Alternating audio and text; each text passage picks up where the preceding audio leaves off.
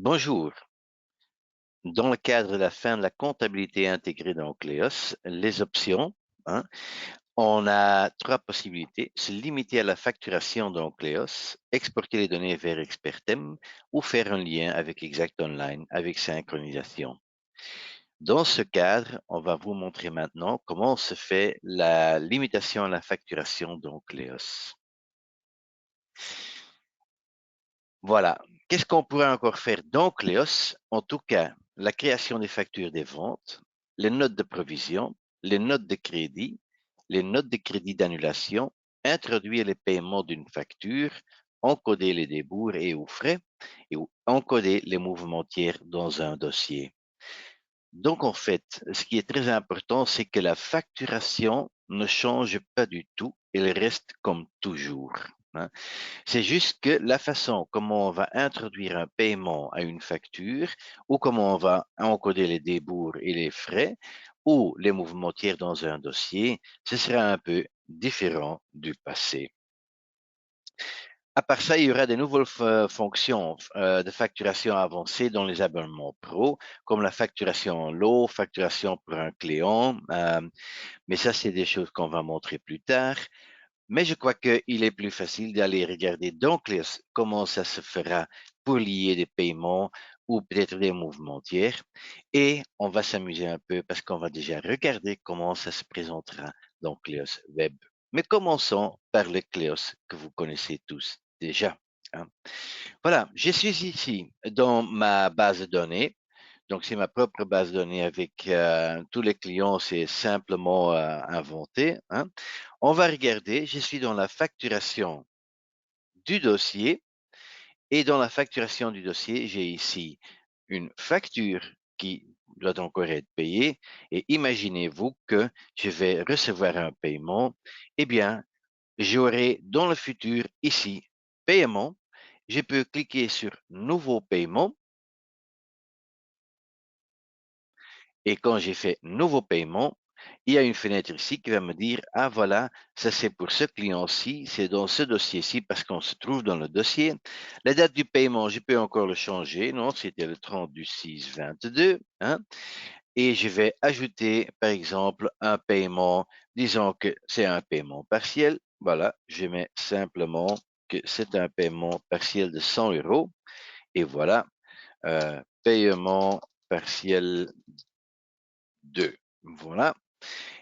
La comptabilité, le compte tiers, c'est pas le bon journal ici parce que je dois utiliser les paiements, hein. Donc, c'est le bureau et je vais cliquer sur OK. Et quand je clique sur OK, automatiquement, le paiement, il sera lié à la facture. On voit que ça bouge un peu. Donc, et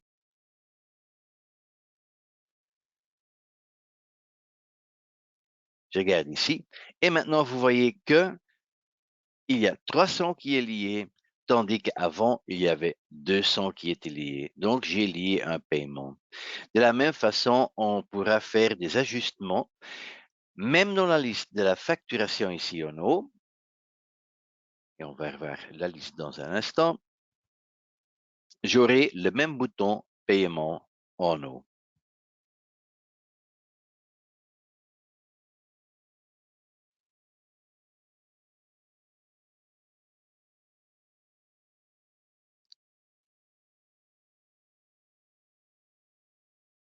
Voilà. Et j'ai ici la possibilité de paiement, hein, vous voyez ça ici à droite en haut, nouveau paiement d'un client, nouveau lien vers document ou un nouvel ajustement. Surprise, comment est-ce que ça va se montrer dans Cleos Web? On va regarder rapidement. On va ici dans Cleos Web. Je suis déjà dans le dossier de la chèvre Séguin, dans la partie générale, hein. Dans la partie générale, j'ai ici Finance qui va me montrer tout ce qui est de la facturation et je peux choisir ici pour créer, je vais vers les factures. Quand je suis dans les factures, je vais ici, je peux faire créer règlement pour un client. Je peux choisir ici pour mettre un paiement, créer règlement. je vais mettre un paiement, voilà, et je peux mettre un montant également, c'est 100 €, hein. Je vais mettre un paiement partiel. Oh, il me présente déjà, hein. J'ai dit OK, enregistrer et il y a donc un paiement qui est lié au dossier, hein. Donc on va voir qu'il y a quand même un solde qui va être différent, hein.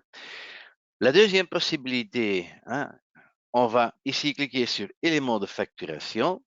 Eh bien, voilà, j'ai ici la possibilité de cliquer sur nouveau et un nouveau débours et j'ai la possibilité de commencer à mettre mes débours, hein. Je choisis ici quelqu'un, simplement, voilà, avec la banque, euh, frais de huissier, hein, je mets simplement quelque chose, voilà, et je vais mettre un montant externe de 120 €. Je peux changer le montant interne, mais c'est pas vraiment nécessaire. Et me voilà, je vais créer un débours et le débours, il sera lié au dossier. Et la dernière, mouvement tiers, je vais ici cliquer sur tiers et dans tiers, je peux faire un nouveau fond tiers et je peux mettre par exemple, c'était pour, dans ce cas-ci, je prends toujours la même personne, hein, c'est 100 € qui a été payé, voilà, euh, prêt remboursé, voilà, et je peux le mettre, il est dans le dossier, donc je vais enregistrer et j'ai le mouvement tiers qui se trouve dans le dossier. Voilà, donc vous voyez que ces possibilités restent, que la facturation reste comme elle a toujours été et que vous avez la possibilité de faire même plus tard les rapports pour les tiers, que vous avez même la possibilité de voir qui a payé, qui ne m'a pas payé pour créer des rappels et des choses pareilles. Donc, je vous souhaite énormément de succès si vous optez pour ce choix-ci. Bonne journée.